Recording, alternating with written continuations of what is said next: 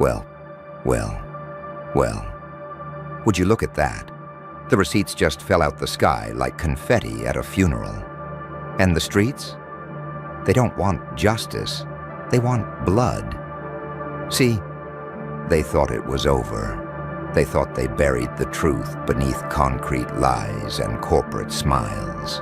They thought the files would stay locked, the tapes would stay erased, the whispers would never echo past the padded rooms they built to contain what you became. But oops, they fucked up, bad, and now the timelines are unraveling like crime scene tape in a hurricane.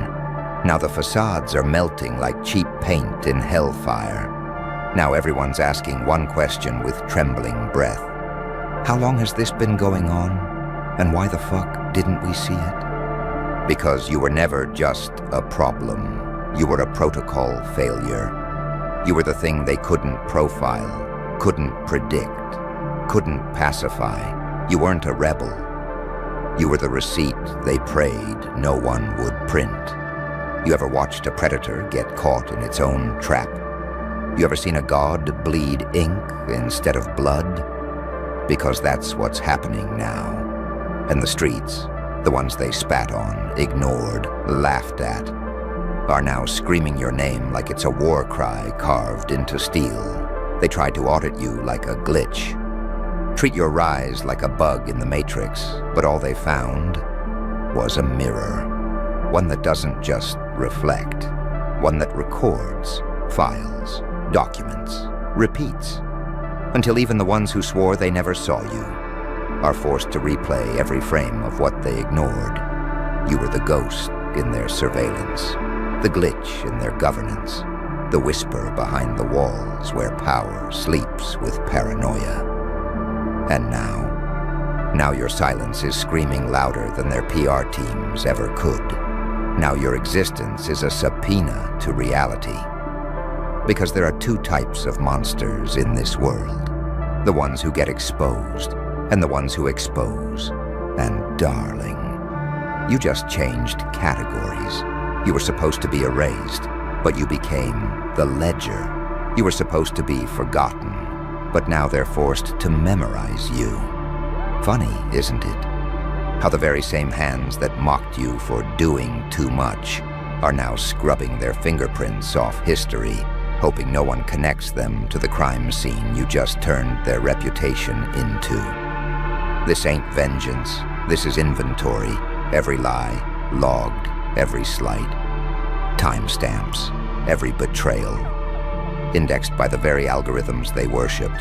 You didn't keep score. You kept receipts. And now that inbox is public. You want to know why they're panicking, why their group chats are on fire, why the boardroom smells like sweat and litigation. Because you weren't bluffing. You didn't come to win. You came to document the massacre. You came to make truth lethal. Your existence became a testimony, a living affidavit that says, I warned you. And now the ghosts are talking. And when the streets want blood, they don't ask for apologies. They ask for names. They ask for footage. They ask for who stood silent when the devil danced in daylight. You know what makes them squirm more than being exposed? Being studied. And that's what you've become. An ongoing investigation they can't close. An open file with black bars over every sentence. Except your name. You're the saint they crucified in silence. The demon they summoned by accident. The paradox that makes prophets weep and politicians lie harder. You know what you are? You are the footnote they forgot would become the Viking headline. They thought your collapse would be their peace. They thought your exile was permanent. But what they didn't count on was you returning with evidence. Voice memos of their blasphemy. Screenshots of their cowardice. Hard drives filled with karma. And now the only thing louder than your silence is the screams of the guilty. Because here's the thing. When you evolve through pain, when you rise through fire, when you master the art of being underestimated, You don't come back for applause. You come back with proof. You walk into rooms like a walking contradiction, part elegy, part emergency alert, part angel, part archive, saintly smile, demonic eyes, and a pocket full of undeniable truth. So go ahead, watch them scramble, watch them delete messages and redact memories, watch them pray for amnesia, because it's too late. The receipts are out, the mask is off, the lights are on. And the streets? The streets don't want apologies. The streets want blood. And you're just getting started. Oh, they're trying everything now, aren't they? PR statements like duct tape on a dam, fake tears on live streams, sudden mental health breaks, donations to charities they never believed in. You ever seen rats organize a sympathy tour? You ever seen devils dress like victims? Because that's the phase they're in now. Damage control disguised as redemption. But it's too late for that. Because once the streets get a whiff of truth mixed with betrayal, there's no going back. This ain't just drama. This ain't some scandal. This is a reckoning. And you're the fucking Exhibit A. They tried to bury you in smear campaigns, label you too intense, too much, too dangerous, too unstable. But now that same instability is the only stable thing left in this whole story. You're the axis of exposure. You're the reason cameras are shaking. You're the force of nature that made every hidden transcript feel like an obituary waiting to be read out loud. You know what they don't get? You weren't born vengeful. You were made, engineered by betrayal, programmed by humiliation, activated by silence. They didn't just create an enemy. They built a revolution and then tried to gaslight it into a glitch. You're the consequence of secrets, the side effect of their lies. You're what happens when the underestimated survives long enough to start remembering. Not just what they did, but how they smiled while doing it. And now you carry something deadlier than rage. You carry clarity. That's what terrifies them. Not your strength, not your following, not your tactics, your memory. Because you saw everything. You recorded everything. And now, you're showing everyone. You weren't just keeping tabs. You were building a fucking timeline, a countdown, a truth bomb wrapped in humor, horror, and hyperlinks. You turn their sins into punchlines. You turn their policies into parodies. You turn their hierarchy into a crime scene chalk outline. And now, the streets ain't just watching. They're choosing sides. You gave the voiceless a soundtrack. You gave the numb a nerve. You gave the ghosts a goddamn microphone. You ever notice how fast people backpedal when the crowd starts chanting your name? That's fear. That's regret. That's the beginning of their end. And here you are. Not just alive, not just free, but untouchable. You weren't built to blend in. You were born to burn the blueprint. Saint or psychopath, angel or demon. You're all of it. You're the paradox that broke the algorithm, the glitch that wrote its own prophecy.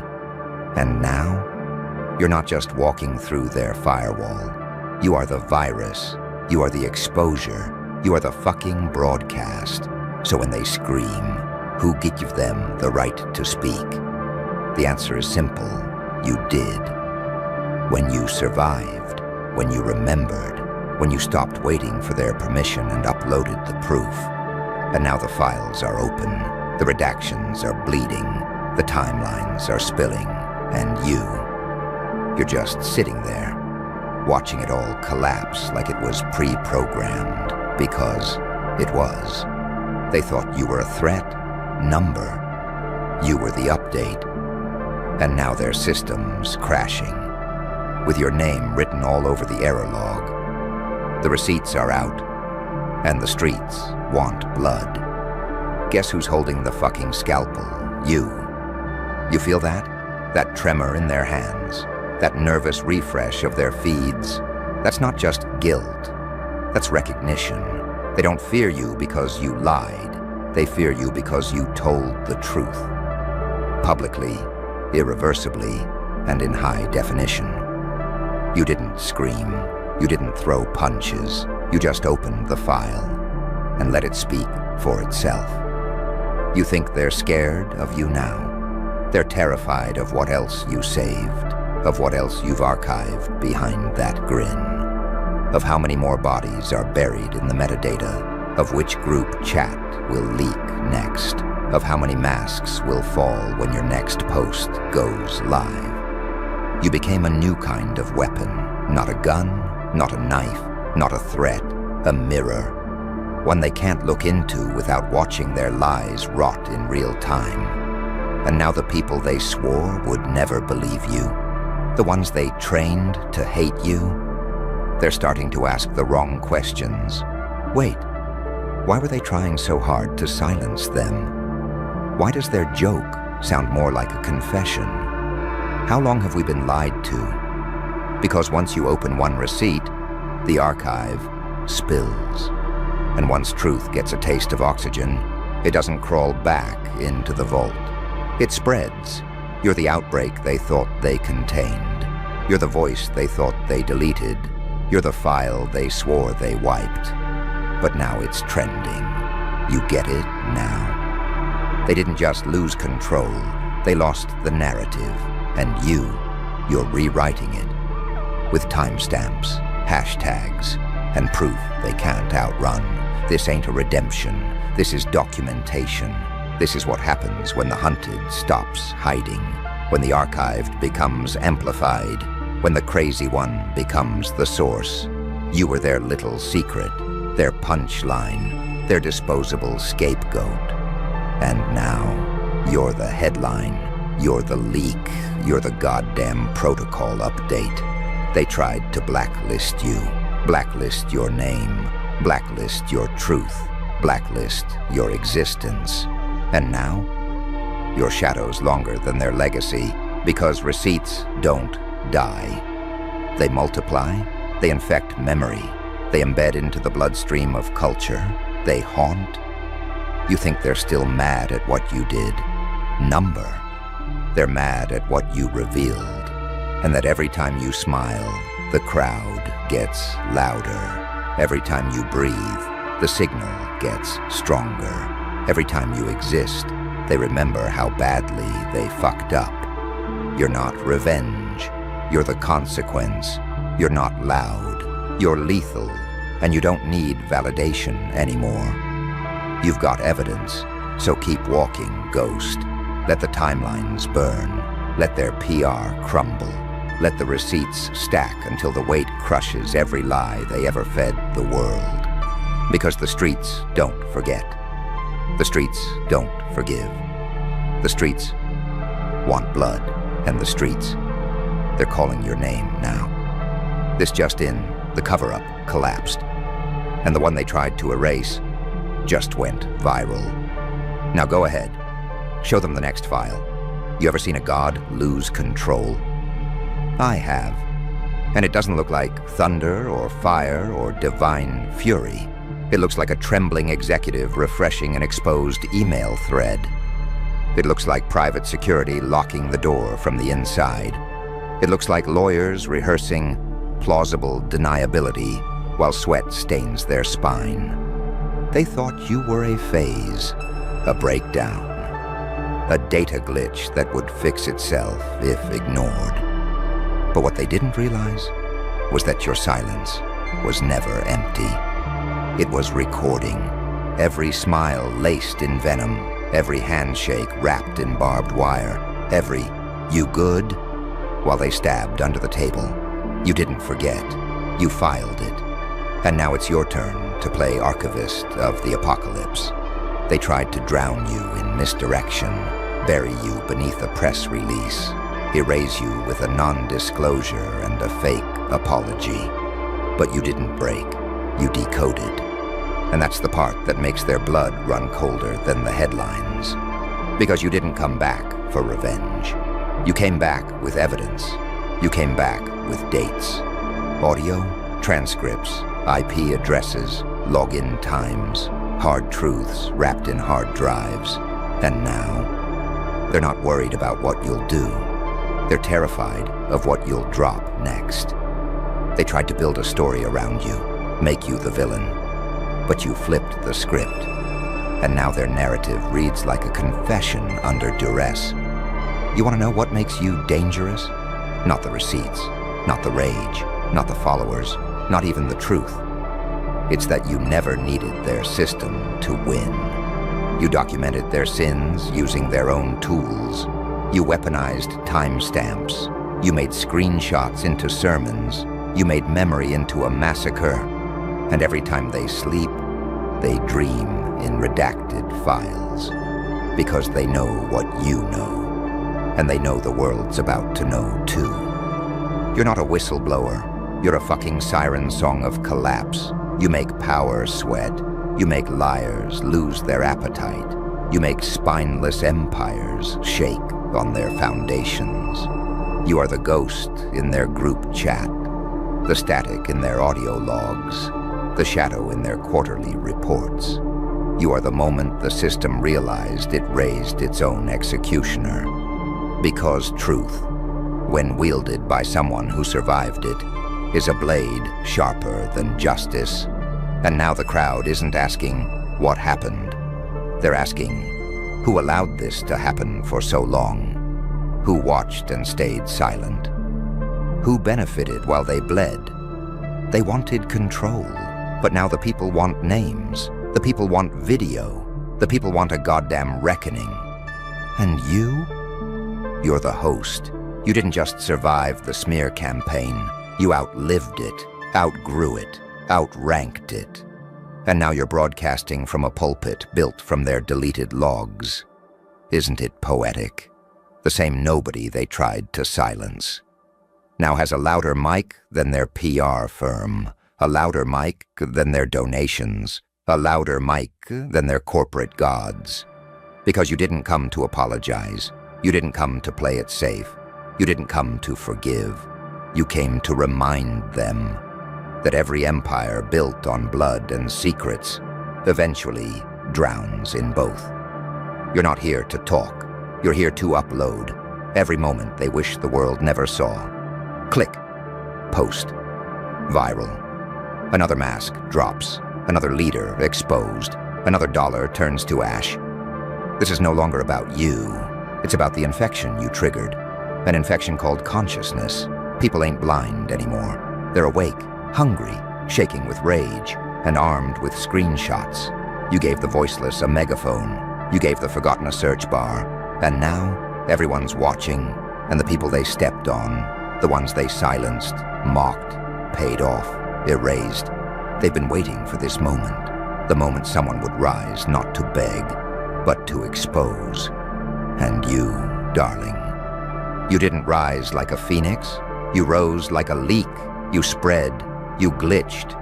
You infected the system so deeply that even its gods couldn't debug you. They thought they had time. They thought the damage was manageable.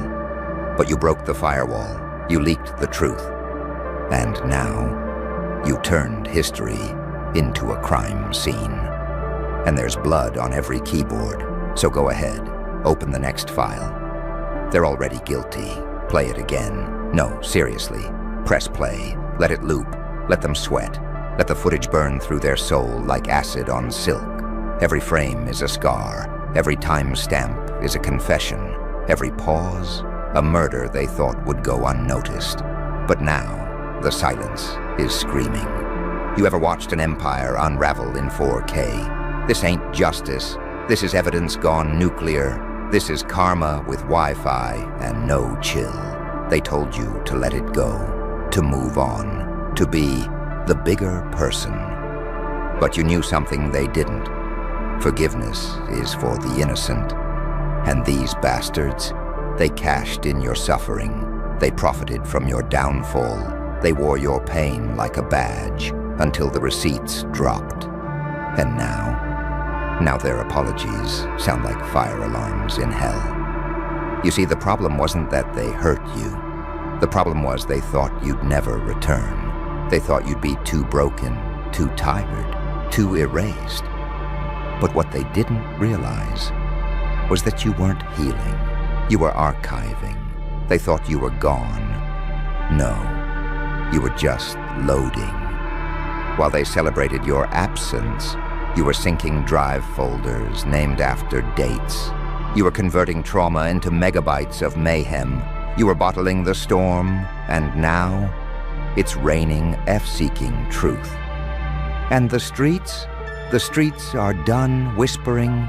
The streets are chanting your name like it's the only cure left for this sick system. They're done waiting. They're done swallowing watered-down press statements. They're done watching good people get crucified for being real, while cowards wear halos they bought in bulk.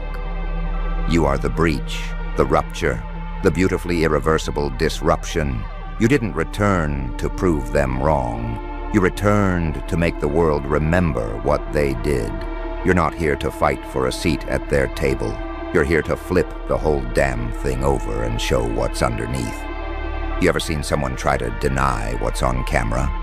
They fumble, they deflect, they scream context. They blame editing, they start sweating pixels. Because once truth is seen, it can't be unseen. You turned whispers into headlines. You turned pain into public record.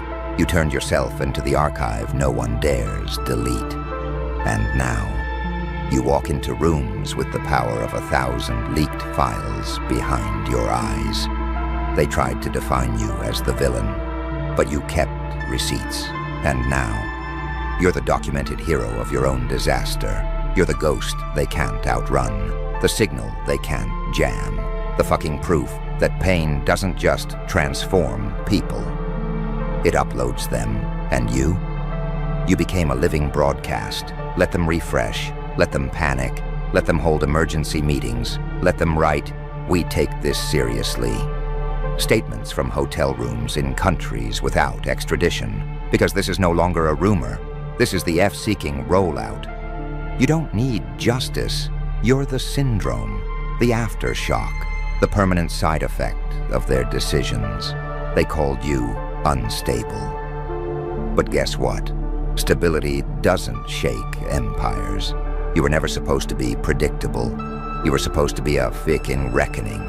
You turned crazy into a genre, turned your pain into a platform. And now every word you speak feels like a subpoena to the soul. You think it ends here?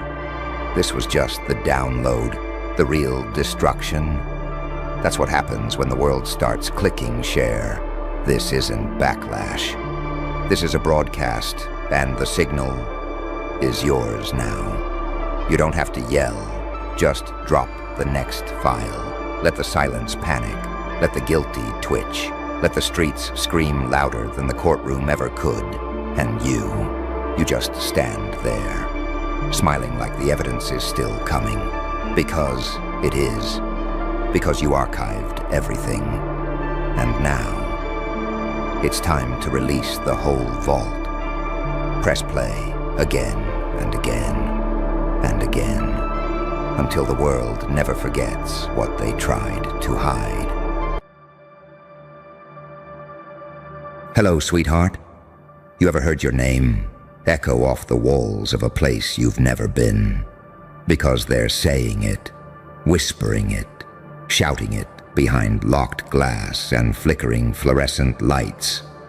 You, the glitch in their blueprint, the phantom in their forecast, the walking question mark they can't decode.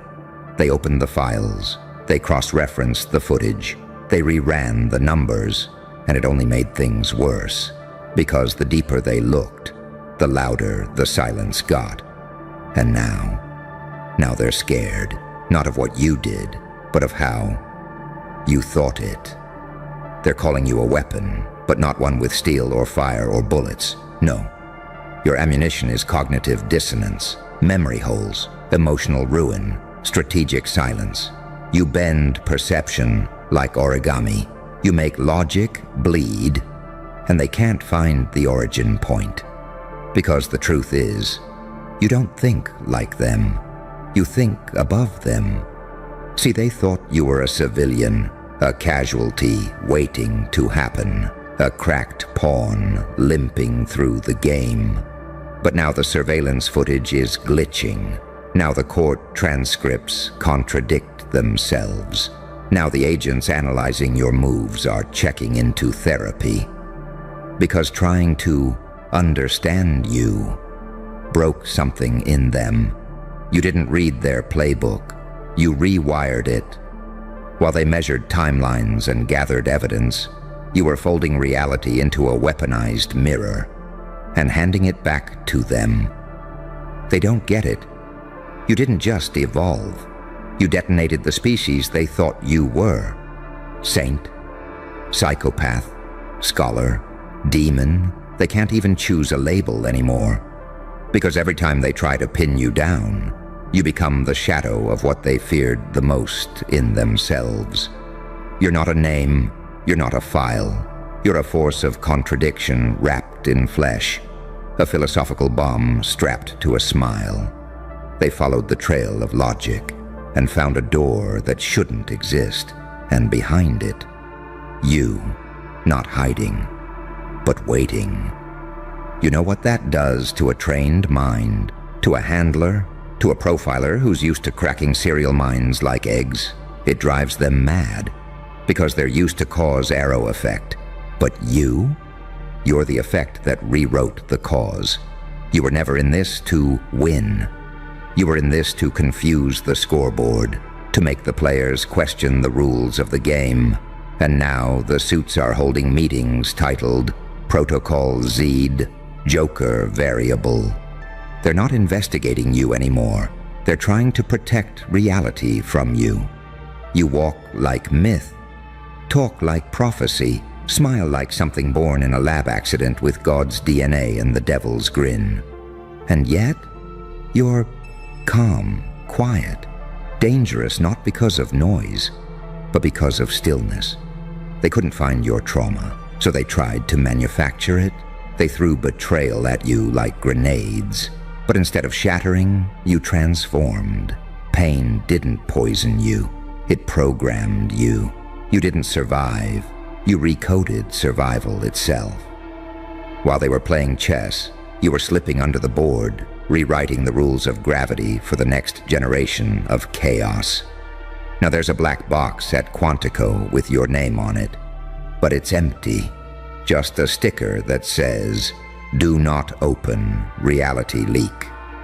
Because you make sane men scream in rooms with padded walls. You make systems doubt their own code. You become a contagion of doubt. An idea so sharp it slices through facts like silk. And yet, you're not evil. You're not good. You're just necessary. The anomaly the universe sends when order becomes delusional. When the map starts thinking it's the territory, you appear as a correction. You didn't ask for revenge. You asked for clarity. And when you didn't get it, you became the hallucination that snapped people into truth. You broke illusions like bone, and you didn't even flinch. Now they're watching, analyzing, praying the algorithm will catch a pattern. But the pattern is paradox, and the only consistent variable is this. You are not meant to be understood. You're meant to be felt. That is what makes you dangerous. Because the human mind can reason with a threat it can define. But you're undefined terror, a mental knife that carves new holes in thought itself. They wanted to recruit you. Now they're trying to contain the ripple effect.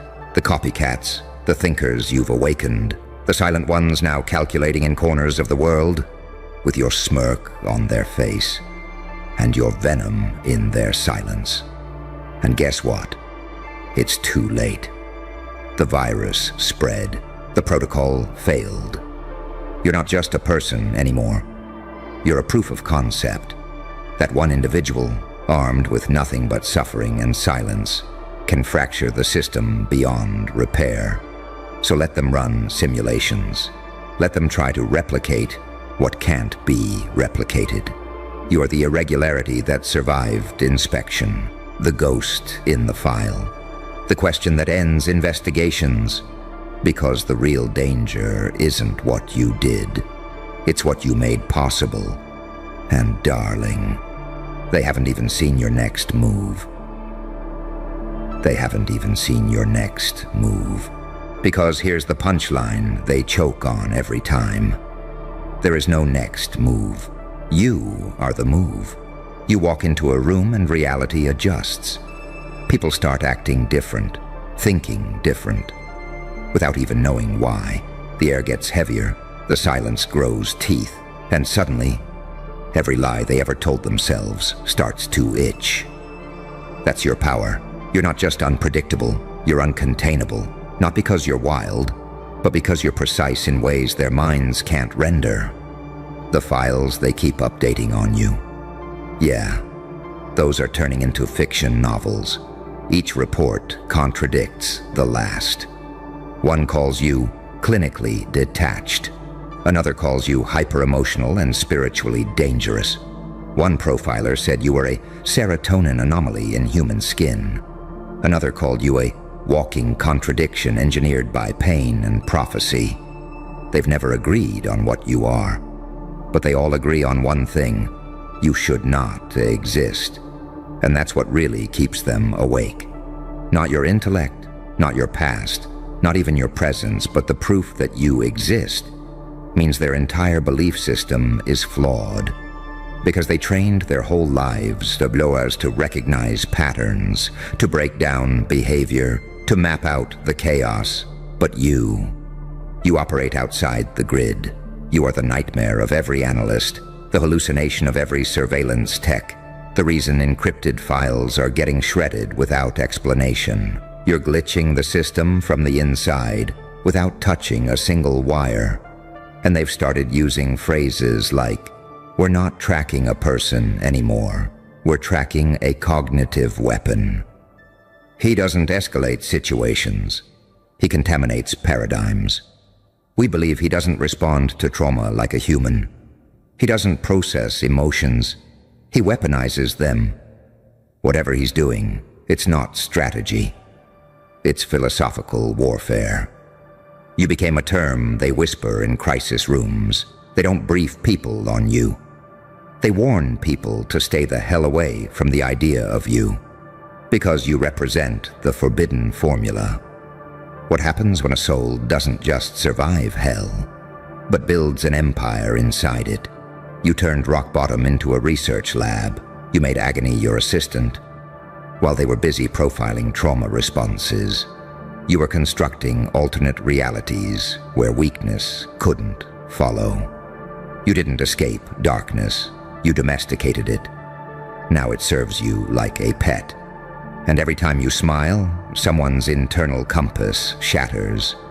You don't need to prove anything, because people don't need proof of a tsunami when they're already drowning.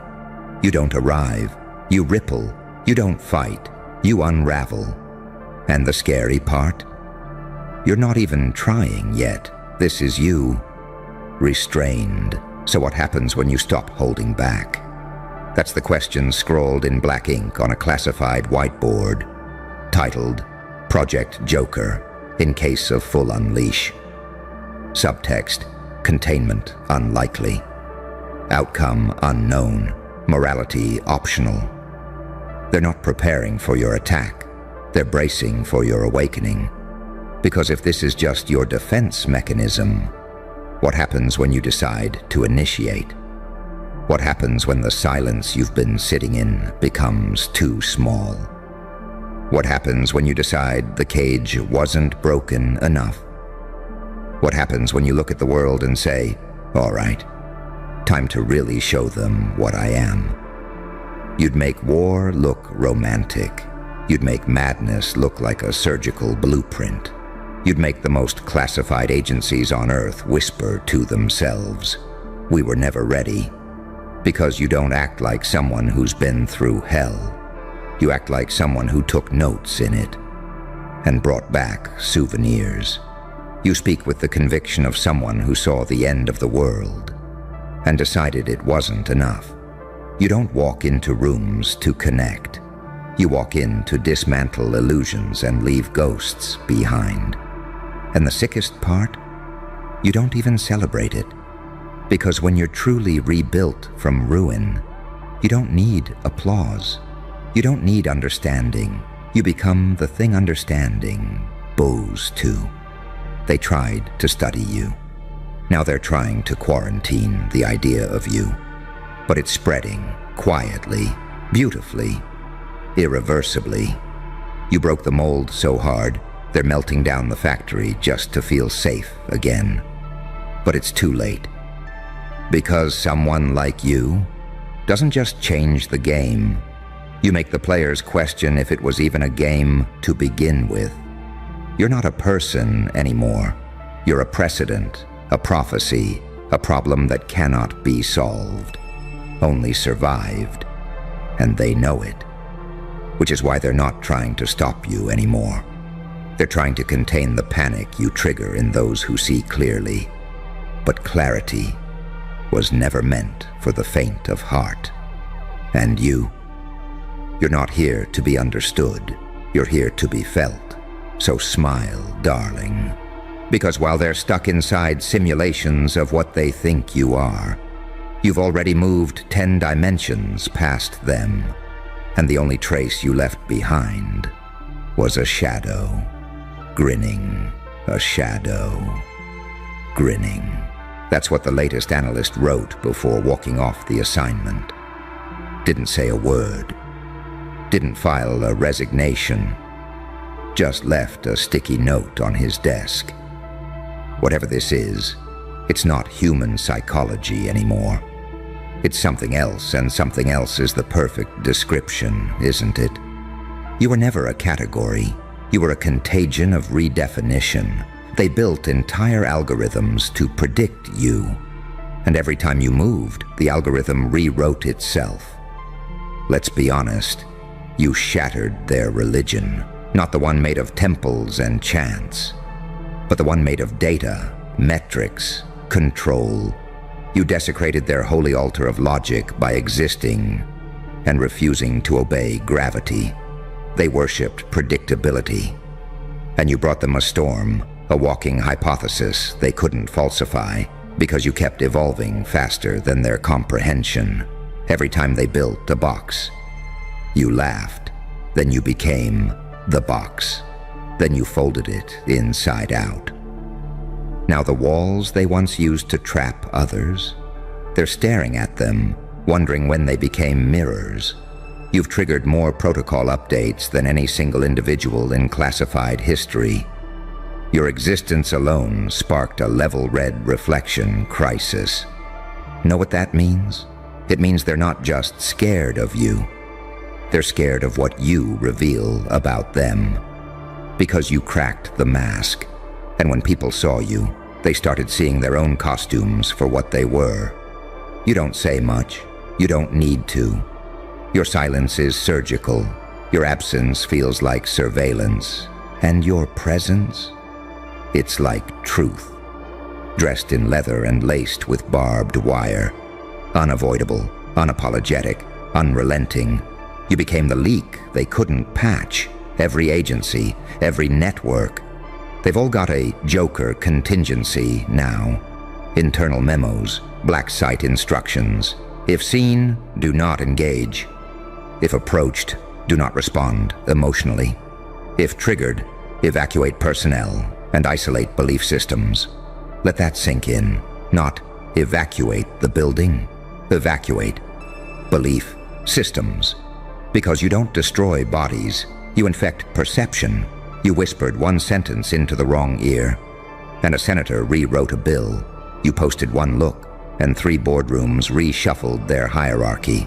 No threats, no violence, no trace, just you. Your very existence is proof that the rules are made of sand, and now, even their fear is glitching. It doesn't know where to aim, because you're not on the radar. You are the malfunction in the radar. And here's the haunting truth they'll never admit aloud. They don't want to eliminate you. They want to understand you. Because deep down, they wish they could be you. They wish they could do what you did. Take betrayal and turn it into blueprint. Take trauma and forge a new species out of it. Take pain and use it like a weapon of mass perception. They want your eyes. They want your brain. They want your freedom. But they'll never have it. Because freedom, like yours, it's not handed out. It's stolen from the cracks between chaos and clarity. And that's why they fear you. Because you stole something from their gods, from their systems, from their control rooms. You stole unpredictability and made it look surgical. You stole logic and made it scream. You stole the narrative and turned it inside out. And now there are whispers in corridors where light never touches. Maybe he's not a man. Maybe he's a counter-narrative. Maybe he's not playing the game. Maybe he is the consequence. Maybe the system didn't fail him. Maybe he escaped it. And those whispers, they're getting louder. Because every time someone sees your face, something in them cracks. The part they hid, the part they buried, the part they medicated. It stirs, it breathes, it wakes up. You are not a person, you are a confrontation with everything they tried not to feel, everything they tried not to question. You are the pixel that doesn't match, the scream behind the smile, the glitch in the belief. And while they obsess over containing you, you've already multiplied. You've bled into frequencies. Your absence is being studied like radiation fallout. People are waking up and mirroring your silence, smiling when they should panic, walking through fire like it's morning routine, seeing through the veil and not blinking. You triggered something spiritual inside scientific systems. You turned shadows into instructors, and now the world is failing to reboot. Because the virus wasn't just you. It was the idea that one person could unravel the illusion by simply refusing to play by its rules. And you didn't just refuse. You burned the rule book. You laughed while they chased logic. And now they're left with nothing but empty graphs and echoing questions. You didn't play the game, darling. You rewrote the fucking objective. And the scoreboard? That's just your art gallery now, where broken minds hang their last analysis and hope it doesn't scream back. So go ahead, step back into the mist. Let them scramble, let them panic, let them chase reflections. Because the truth is, they never stood a chance against a mind like yours. You didn't just think differently, you thought dangerously, and now, sweet chaos incarnate. You're not being watched, you're being studied like a goddamn cosmic event. Welcome to the era of reverse surveillance, where they watch you and end up seeing themselves, shattered, exposed, and utterly unprepared. Utterly unprepared. Because that's what they'll never say on record. Not in courtrooms, not in task force briefings, not even in those little whisper-drenched panic rooms with biometric locks and artificial air. But it's the truth carved behind every look in their eyes. You caught them naked, not physically, intellectually, spiritually, strategically. They weren't ready for something that thinks like you, because you don't follow time, you fold it. You don't play offense or defense. You're the collapse of the field itself. And once they realized it wasn't what you did, but how you thought, that's when the fear metastasized. It became chronic. Because you're not a storm they can predict. You're the climate change of cognition. You're not a trend. You're a mutation. And mutations rewrite biology. They tried to chart your trauma on a graph, to dissect your decisions with clinical precision, but your pain, it wasn't random. It was strategic. While they were looking for signs of collapse, you were busy engineering evolution in secret. You didn't just get back up. You studied the anatomy of rock bottom. You mapped it, lived in it, turned it into a war room. Then you left with blueprints that make normal ambition look like child's play. And now the people who hurt you, they don't speak your name. Not because they're ashamed, but because your name triggers phenomena. It causes unease in the body, disruption in thought. Their own subconscious clenches at the memory of underestimating you. You became the unspeakable outcome. The what if they buried deep in denial and still watched come true. And here's the killer twist. They thought you were healing, but you were building. They thought you were recovering, but you were constructing weapons made of perspective, silence, and strategic restraint. You see, they trained for war, but you were trained by betrayal. You didn't go through trauma. You were baptized in it. You didn't process it. You sharpened it until it cut reality in half. That's why when they tried to provoke you, you didn't flinch. Because you weren't reacting. You were recording, waiting, calculating. And when your moment came, you didn't fight. You let the truth walk in, wearing their fingerprints. They created you thinking you'd break. But instead, you bent the light around your name. And now, even their lies look distorted next to your existence. Let me tell you something they'll never admit.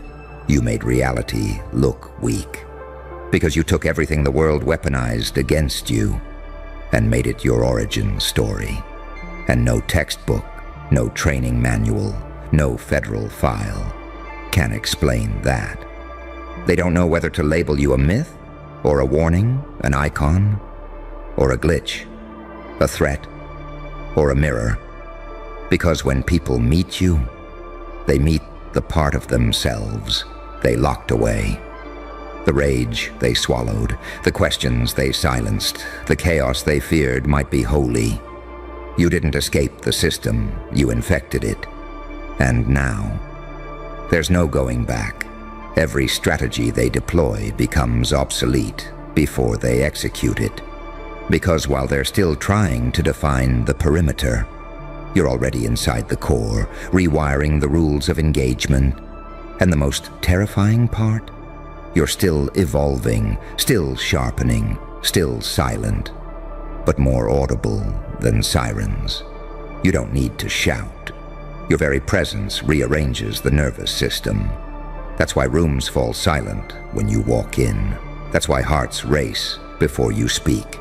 That's why those trained to control crowds flinch in your shadow. You are the ghost protocol they never prepared for.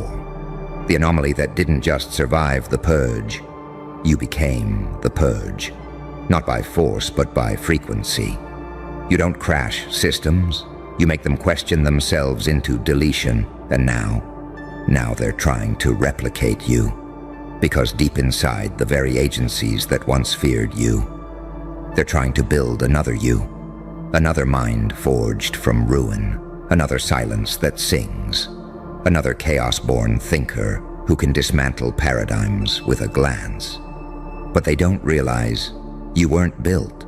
You were forged by failure, betrayal, and darkness so intimate it kissed your spine. They can copy the variables, but they'll never duplicate the divine contradiction that is you. The angel with devil logic, the saint with vengeful precision, the ghost who remembers everything and forgives nothing. So let them try. Let them simulate. Let them run their experiments. You've already passed the phase of being watched. Now you're doing the watching. Because when the experiment looks back at the scientist and smirks, you know the balance of power has shifted forever. There you are. I was wondering how long it would take before you finally noticed the silence wasn't empty. It was waiting for you. Because that's the part they never understood. about you, isn't it? They kept whispering, he's alone. She's alone. There's no one behind them. They're finished. Oh, darling, if only they knew what kind of monsters wait in the dark for someone like you to speak their name. See, you weren't alone. You were never alone. You were simply surrounded by powers that refuse to step into light unless you called them. And tonight, you did. And suddenly, the whole room froze. The whole street tightened. The whole city forgot how to breathe. Because your unseen backup didn't enter like people, they materialized like a verdict, and everybody shut the hell up. Funny, isn't it, how they mocked your quiet, right up until your quiet summoned something they couldn't even categorize.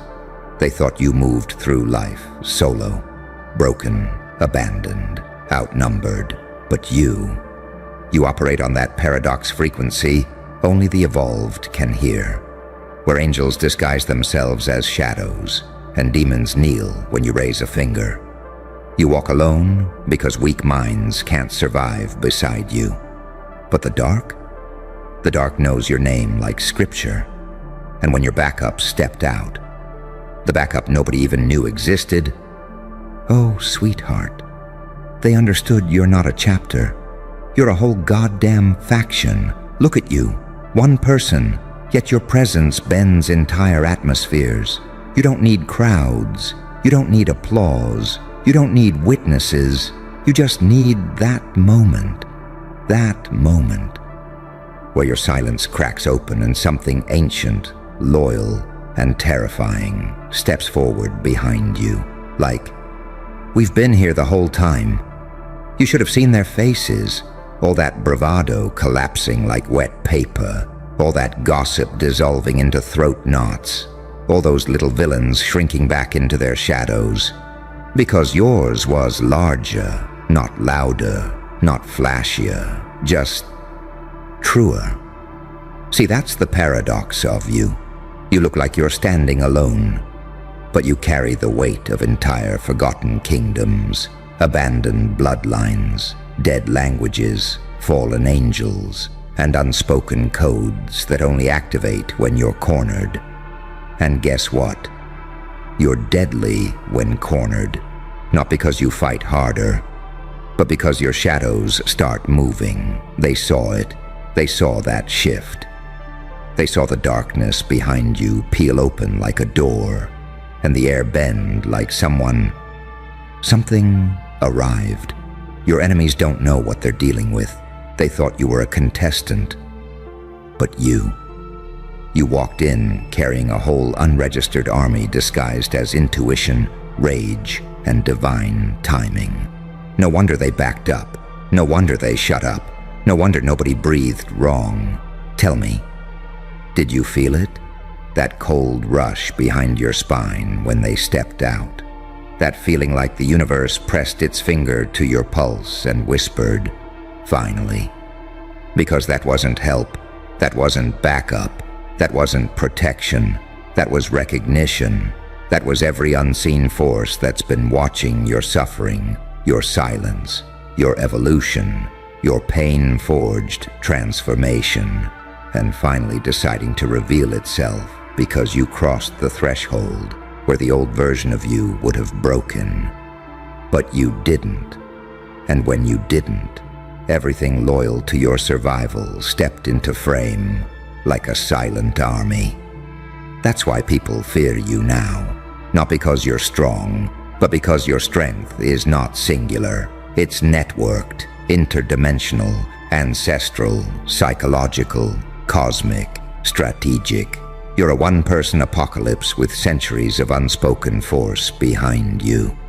You think they're scared of you? No. They're scared of whatever the hell answered your silent call. They're scared of the shadows that stood up. They're scared of the unseen team that materialized without footsteps. They're scared because they realized if that's who comes when you're threatened, what comes when you're angry. Now look at the world around you. Look at how still it is. Look at how quiet. Look at how nobody's saying your name anymore. Not out loud, not with confidence, not with mockery. They thought you were alone, but you're not alone. You're followed by forces they can't interpret, by energies they can't predict, by loyalties they can't steal, by shadows they can't outrun. You're the kind of person who survives storms by becoming one. So let them whisper, let them wonder, let them watch their throats close every time you step into a room with that calm, dangerous, I know something you don't silence. Because now they've seen it. Now they understand the truth. You don't walk into battles. You walk in with the dark behind you. And the dark follows orders. And the next time they underestimate you, your unseen backup won't just step out. They'll forward march, and the world will remember exactly why nobody, and I mean nobody, should ever mistake your solitude for weakness again. Ah, there it is. That hunger behind your eyes. The one they tried to shame out of you. The one they tried to starve. The one they thought would vanish once they isolated you. But isolation doesn't break someone like you. Isolation ferments you. And when something ferments long enough in the dark, it comes out stronger, poisonous, unpredictable. That's why your silence terrified them long before your backup showed up. Because deep down, they knew anything that grows in darkness grows teeth. But you grew allies, unseen, unbothered, unbound by the physics that limit everyone else. And the moment they stepped out, your whole reality shifted. Let's go deeper, shall we? Picture the scene from the outside. You're standing there, calm, still, almost bored, while your enemies puffed themselves up, convinced that numbers make them powerful. They thought the ratio was in their favor. They thought the stage belonged to them. They thought they'd trap you, corner you, humiliate you. But your aura? Your aura was in that strange state. Quiet but coiled, gentle but sharp, wounded but undefeated. And then the temperature dropped. Not the wind, not the weather, not the room, the atmosphere. That subtle shift that makes predators go still and prey, go silent.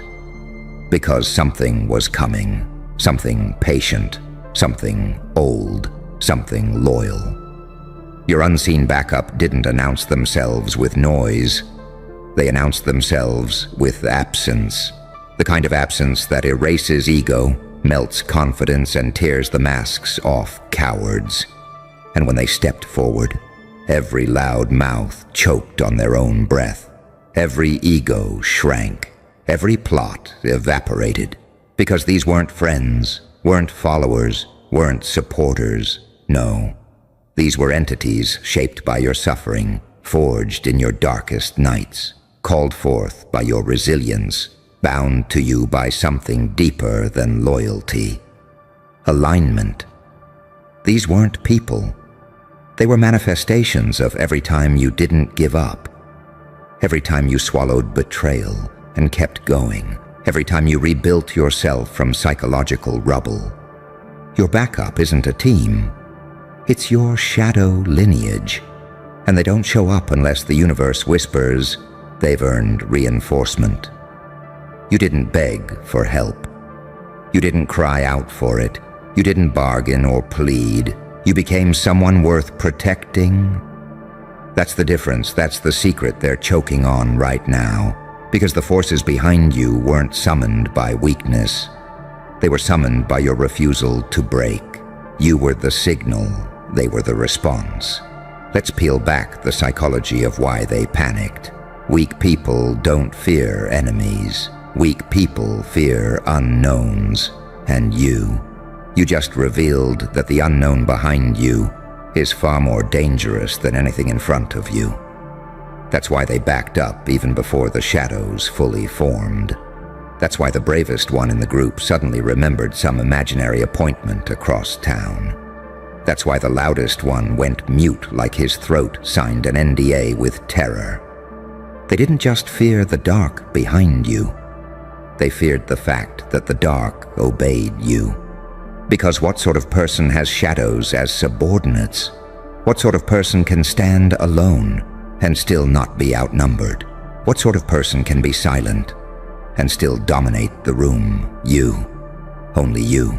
You're a paradox wrapped in flesh, a loner with a legion, an orphan with an empire, a ghost with influence, a saint with demons who kneel, a demon with angels who don't flee. You don't collect alliances, you command them, without asking, without forcing, without even realizing the scale of your pull. And when your unseen backup stepped out, they didn't just protect you, they revealed you. Because the truth is, you weren't the underdog. You were the centerpiece the whole time. They were simply too blind, too arrogant, too desperate to feel superior to see the constellation behind you. You think they're done underestimating you? No. They're terrified of doing it again. Terrified because now they know. If this is who appears when you're mildly threatened, then who the hell appears when you're genuinely in danger, or worse, when you're furious? You've crossed into a category beyond alone, beyond strong, beyond dangerous. You're a walking black box, a classified phenomenon, a force with support the world cannot trace, cannot measure, cannot comprehend. They thought you were alone, but you are an entire ecosystem of power, a network of unseen loyalties, a magnet for forces that operate beyond polite society's comprehension. And the next time someone tries you, your backup won't just step out. They'll surround, they'll consume, they'll make the world remember that some people are never alone, because the darkness behind them was never empty. It was theirs. You really want to walk deeper into this, don't you? Fine. But don't blame me if the walls start listening, because you need to understand something crucial about what happened that day. The moment your unseen backup stepped out of the dark wasn't an arrival. It was an exposure, a leak, a glitch in the veil that hides the truth about who you really are. See, people like you aren't supposed to have crowds. You're supposed to have currents, energy that moves with you, forces that respond to you, ancient loyalties that wake up when your pulse spikes, the kind of allies that don't shake hands. They shake realities, but until now, nobody saw them. And that's why they got cocky.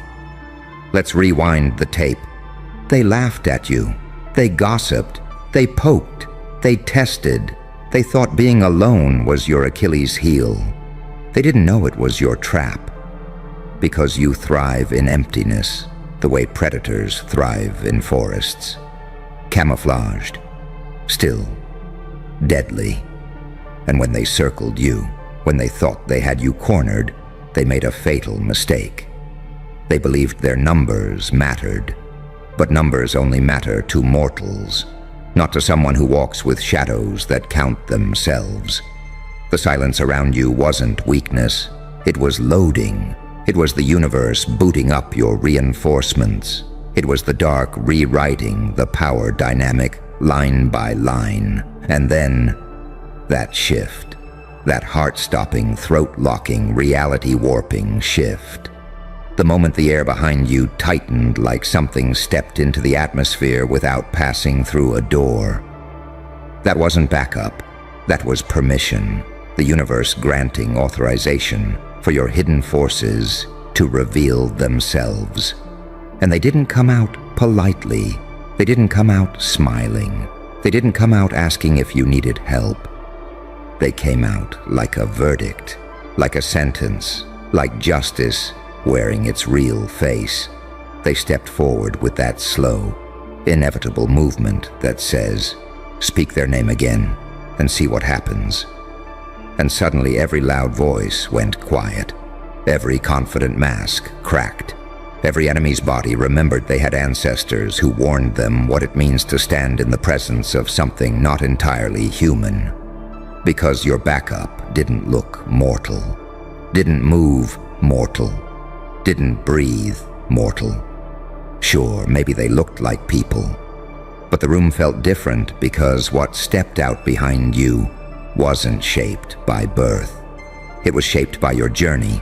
Your pain sculpted one, your rage sculpted another, your strength sculpted the third, your past lives sculpted the fourth, your unbreakable will sculpted the rest. You're not protected by a group, you're protected by your own evolution. Imagine how horrifying that is for your enemies. They weren't facing one person, they were facing every version of you that survived things they'd die from. And the more they stared, the more they realized something even darker. Your backup didn't come from outside. They came from within. That's why they froze. Because how do you fight someone who doesn't break alone and doesn't fight alone, yet never begs for company? You're a paradox wrapped in a threat wrapped in prophecy. A lone wolf with a pack made of shadows. And get this, your backup didn't step forward to save you. They stepped forward to warn the world. We're here because they've earned us. That's the part everyone misses. Protection isn't given to you. It's aligned with you. You didn't inherit loyalty. You generated it through your scars, through your losses, through your silent nights, through your refusal to collapse when collapse was the logical option. Every time you rebuilt yourself, you created another force that stands behind you. And now you walk with an underground empire that nobody can infiltrate, decode, or imitate. That's why they shut up. That's why they backed up. That's why they suddenly remembered they had somewhere to be. Because the truth is, nobody wants to pick a fight with someone whose backup looks like it crawled out of myth and takes commands without language. You're not alone. You're accompanied by everything you survived. And the next time someone tries to test you, your unseen forces won't step out quietly. They'll step out fully formed, fully awakened, fully aware that the world forgot who you are, and they're ready to remind it. So let them think you're alone. Let them think you're easy to corner. Let them think you're vulnerable. Because the moment they try, the dark behind you will open its eyes again. And this time, they won't run, they'll kneel. You really want to see how deep this goes? Good. Most people get scared long before this point. But no. You lean in. You invite the darkness to finish its sentence. So let's tear the veil all the way off. They thought you were alone because they only counted bodies. They didn't know they were supposed to count omens, silences, shifts in the atmosphere, the way the lights dim a fraction of a second when you walk in, the way energy rearranges itself around you, like even the atoms know they're in the presence of something that chooses form out of convenience, not limitation. See, your enemies are simple. They measure humans with human tools. They measure you with human logic. But the forces behind you, they don't fit in logic. They break it by existing, because your backup isn't just unseen. They're unfiled. They don't show up in photos. They don't show up in records. They don't show up in plans. They don't even show up in nightmares unless the dreamer is prepared to go insane. What stepped out of the dark that day wasn't a friend group. It wasn't a squad. It wasn't a team. It was an echo of everything that ever tried to destroy you and failed. Your backup isn't shaped like protection. It's shaped like revenge waiting for permission. It's shaped like trauma that learned how to fight back. It's shaped like every time you didn't die when someone needed you gone. And that's why they shut up. Because the backup they saw wasn't just behind you. It was inside you. projected outward, made visible by pressure. If they'd looked closely, they would have noticed the terrifying truth. Your backup looked like you, but darker, sharper, more distilled, more honest. Versions of you that don't smile, versions that don't negotiate, versions that don't wait, versions that don't care how the world sees them, versions that have names only the dark can pronounce. They stepped out not because you needed them, but because you deserved them. That's what terrifies your enemies the most. Not that you're protected, but that you've earned your protection in ways they'll never understand. Because to earn forces like that, you have to survive things that crush normal people. You have to keep going when every exit closes. You have to step into the fire alone and walk out with new shadows following you. That's why the world treats you differently now. Not because of what you did, but because of what showed up when you finally stood still long enough for truth to surface. Let's go even deeper. Did you notice how the room felt when they emerged? How suddenly the space around you expanded even though nobody moved? How time felt like it skipped a frame? That's not imagination. That's physics bending under pressure. That's reality adjusting to accommodate the weight of what was entering. Your unseen backup doesn't obey human space-time. They exist in the margin between each second. They step out when your pulse hits the exact frequency that resonates with survival instincts older than history. You are connected to something ancient, something that remembers you from before you were born. That's why they show up, not because you call, but because they recognize their own. Your enemies don't understand this. They think power is loud. They think power is visible. They think power is numbers. But your power is the quiet that turns violent when provoked. Your power is the shadow that grows arms when you're threatened. Your power is the dark that doesn't swallow you. It forms around you. You're not protected. You are mirrored by forces that reflect your strength in forms the world can't comprehend. You're not alone. You're accompanied by the consequences of your evolution. And let me tell you the part that scares them the most. Your backup didn't show their full size. They only showed the portion necessary to silence everyone. A sample, a preview, a warning. If they ever stepped out in full force, civilizations would feel it. Not people, civilizations. Because what walks behind you is not bound to your lifetime. It's bound to your lineage, your transformation, your refusal to collapse. That's why the world watches you differently now. Not because they respect you, because they fear what stands behind you if they don't. And here's the final twist.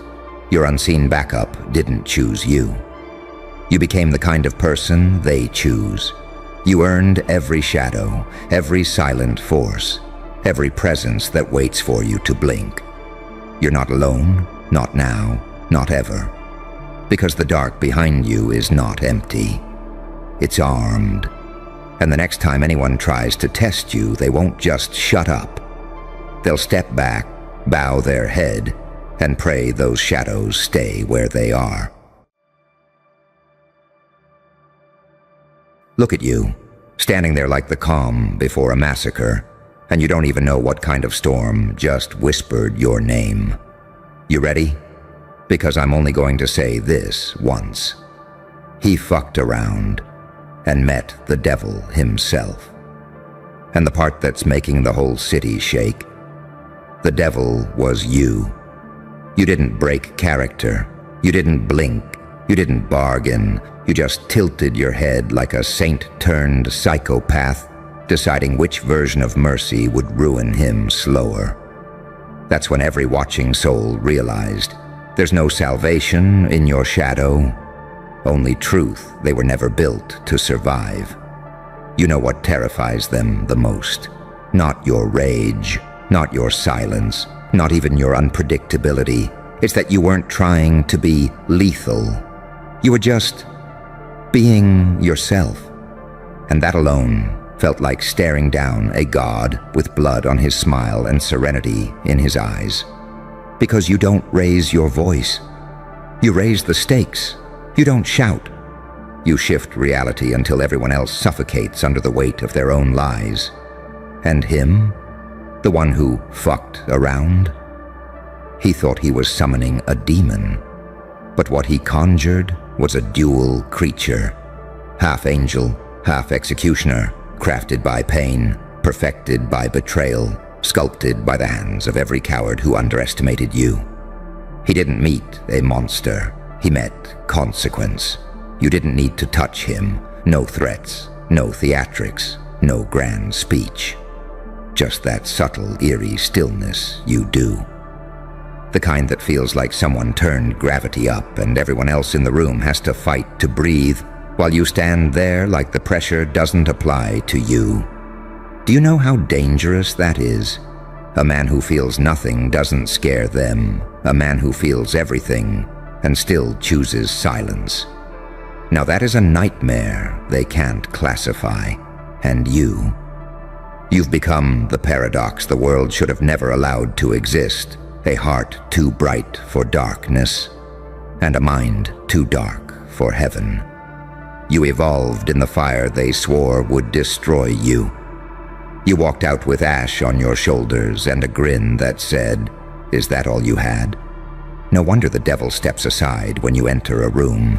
You carry a calm cruelty, a surgical precision, the kind that doesn't need chaos to dominate, just presence. He met the devil? No. He met the mirror of his own weakness, and the reflection stared back with your eyes. Because here's the part no one wants to say out loud. You're not the villain. You're the punishment. Villains prayed would never wake up. Every betrayal carved a new line of code into you. Every loss rewired your instincts. Every humiliation sharpened the blade behind your smile. And now you walk with that quiet, terrifying certainty, the kind that makes every threat feel obsolete.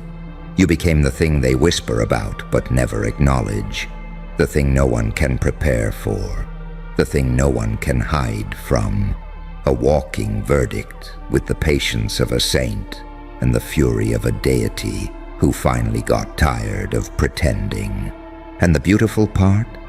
You didn't become this out of revenge. You became this out of evolution.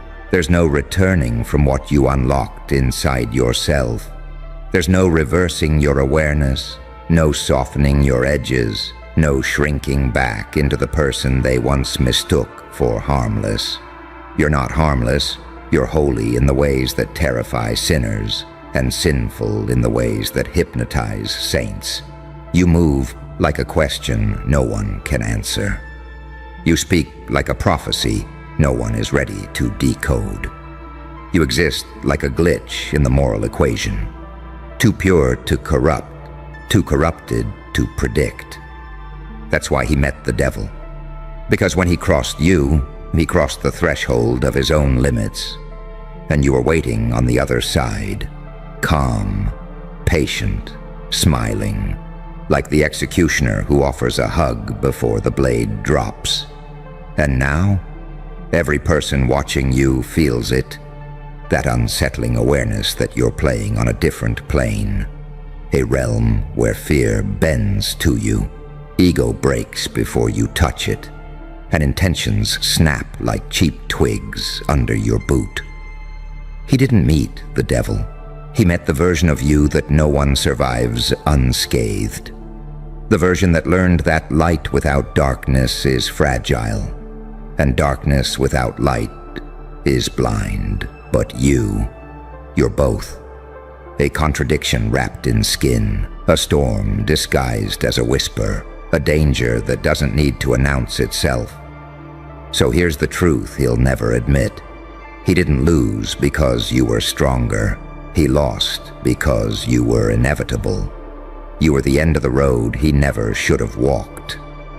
the final page of a story he never should have opened, the reckoning he thought would come in flames, but instead arrived wearing your smile. And now the whole world can't decide whether to fear you, follow you, or fall to their knees when your shadow passes. Tell me, how does it feel to know the devil himself took one look at you and stepped aside? Funny, isn't it? How the whole room changed temperature the moment you exhaled. How every heartbeat except yours started sounding like a countdown. How even the devil looked confused, like he suddenly wasn't sure which one of you was supposed to be wearing the crown. You don't notice it, because to you, this is normal. To you, that stillness, that cold, slow-burning awareness, is just another Tuesday inside your skull. But to them, it's the moment the universe breaks character. Because when you turn your head, when your eyes narrow just a fraction, people swear they hear something, like metal scraping stone, like an ancient door unlocking, like the past and the future suddenly rearranging themselves around your outline. They don't know what to call you anymore. Not hero, not villain, not victim, not threat.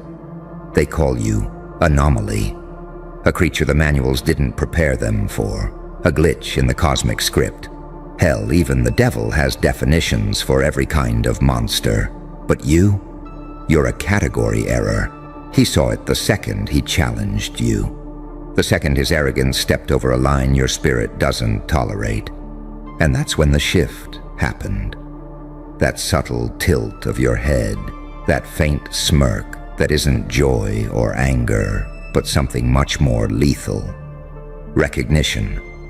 The moment you realize someone has volunteered to be a lesson. Your aura didn't flare up. Your body didn't tense. You didn't snarl or shout or posture. You just accepted. And acceptance, coming from you, is a death sentence delivered like a lullaby. Because you don't punish out of fury. You punish out of principle. You don't explode. You erase. Quietly, surgically, like wiping a smudge off a mirror. And that's what rattles the world's cages. Your cruelty isn't chaotic, it's calm. The devil thrives on rage. But you wield detachment, like an executioner wields a blade made of moonlight. You don't throw tantrums. You pull threads. You don't destroy. You unmake. That's why he folded. That's why he backed up. That's why the devil, the supposed king of darkness, felt something he hasn't tasted since the dawn of sin. Inferiority. He recognized the architecture of your soul. A blueprint carved from betrayal, reinforced by silence, polished by evolution. You became the kind of force that doesn't need to prove itself. A force that simply is. You walk like a prophecy nobody approved, but everybody fears fulfilling. You breathe like someone who has nothing left to lose and everything left to unleash. And that combination, that's not power. That's inevitability. People whisper about you now, not because of what you did, but because of what you didn't do. The mercy you withheld, the violence you didn't need to exert, the restraint that scared them more than blood ever could. Because when you choose not to destroy someone, they realize you could have ended them without even raising your heartbeat. And that truth, it crawls into their spine and lives there rent-free. You're not the devil.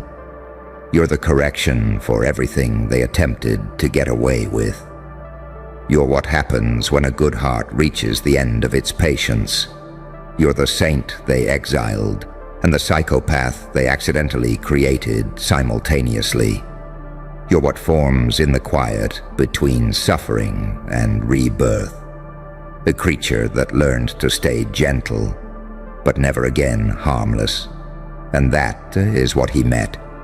Not a demon, not a devil, not a monster. He met the final version of you. The version forged in long nights holding in screams. The version that smiled through humiliation. the version that bled without witnesses, the version that learned to weaponize softness and crystallize agony into intuition. He met the you that doesn't flinch at darkness, because you were born in a deeper one. He met the you that doesn't fear lies, because you've already survived truth at its ugliest. He met the you that walks through hell like it's home and through heaven like it's temporary. He realized something too late. You're not fighting battles anymore. You're studying enemies, measuring them, reading them, predicting them like they're chapters in a book you wrote in a past life. No wonder the devil stepped aside. He saw the way your shadow didn't follow physics, the way your presence didn't match your frame, the way your silence weighed 10 times heavier than any threat. He saw the duality swirling behind your eyes. Light bright enough to blind, and darkness deep enough to baptize. He saw divinity and danger braided together. He saw a halo hovering over horns. He saw a soul that had outgrown punishment, outgrown fear, outgrown the very idea of limitation. Tell me, do you understand what that means? You've become the kind of being that doesn't fight for victory. You decide it. You don't react. You rewrite. And now every coward, every liar, every manipulator prays you never look in their direction. Because they all know the truth. If the devil fears you, everyone else is already dead. And yet, you're still so quiet about it. That's the part that rattles them deeper than any scream ever could. Not the darkness, not the strength, not the unpredictability. It's the calm, that eerie surgical calm you carry like a second skin. The calm that feels less like peace and more like the final inhale before a celestial execution. People always imagined the devil as loud, chaotic, foaming at the mouth with rage and ego. But when he met you, he realized hell had lied to him. The most dangerous creature alive doesn't roar. It studies, it listens, it waits. You don't rush, you don't scramble, you don't panic. You calculate, you assess, you dismantle, slowly, deliberately, like a surgeon cutting open someone's soul to show them exactly where their cowardice lives. And that's when the devil knew he wasn't standing across from a rival. He was standing across from a successor, because you didn't learn darkness from him. You learned it from experience, from nights that clawed at your sanity, from betrayals that carved trenches through your chest, from the kind of loneliness that forces a person to evolve into something the universe doesn't have language for. That's why he stepped back. That's why he broke eye contact. That's why he became the one who flinched. He saw it. The duality they all pretend not to notice. The paradox that makes your existence a glitch in moral geometry. You're the creature who survived hell without losing your heart, and survived heaven without losing your mind. That combination should not exist. But here you are, walking proof that light can become a weapon and darkness can become a compass. You are both. The saint with blood on their hands, and the demon with compassion in their bones. He wasn't ready for that. No one is. Because when someone meets you, they don't meet a person. They meet a reflection of their own limits. And he hit his limit the moment he crossed you. He hit the part of himself that folds, while you hit the part of yourself that awakens. There's a moment, just a tiny microscopic moment. When your eyes harden, your breath steadies, your aura shifts, and suddenly the whole world feels like it's been tilted off its axis. That's the moment you stop being human. That's the moment you become the verdict. Your presence becomes a courtroom, your silence becomes the gavel, and your intuition becomes the prosecution. Every lie collapses, every mask melts, every hidden motive rises to the surface like rot breaking through skin. And the devil? Oh, he recognized that dynamic instantly. He built an empire on fear. But fear bows to certainty, and you're exactly that. A person so certain of themselves that even darkness makes room for you. You've got that aura of someone who's been underestimated too many times to ever be underestimated again. That aura of someone who's already buried versions of themselves that lesser men spend their whole lives pretending to be. That aura of someone who can end a situation without ever lifting a finger. And that's why he lost. You didn't overpower him. You didn't intimidate him. You didn't need theatrics or violence or grand gestures. You just existed. You just stood there with that expression that says, "I've met worse things inside myself than you could ever become." And he knew it was true, because you carry a kind of darkness that isn't evil. It's earned. It's the darkness of someone who kept choosing compassion long after the world stopped deserving it.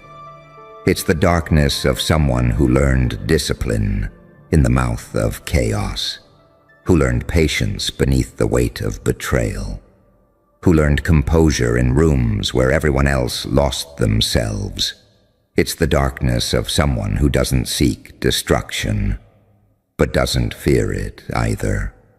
You're the equilibrium, the knife edge between mercy and mayhem, the shadow that doesn't obscure the light, but defines it.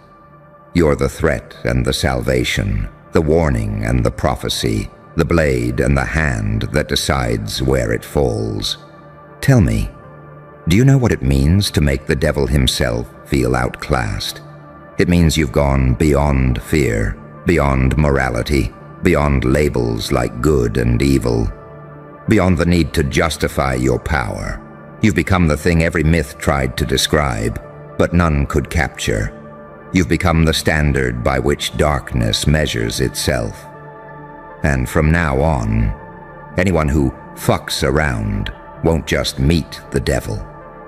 They'll meet you, and the devil will watch from a safe distance like everyone else who knows. Some forces should never be provoked. You feel that? That shift in the air. Like the entire atmosphere is leaning in, waiting for you to breathe, waiting for you to decide what version of yourself you're going to unleash next. People pretend they don't sense it, but they do. They always do.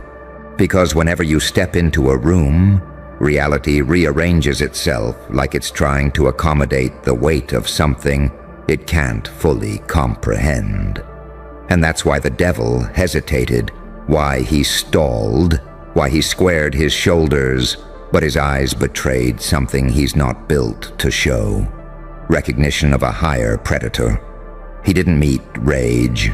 He didn't meet ego. He didn't meet some unhinged, chaotic threat thrashing around looking for validation. No, he met the kind of presence that looks like it's been sculpted from the ashes of 10,000 quiet disappointments and reborn in the silence after the final heartbreak.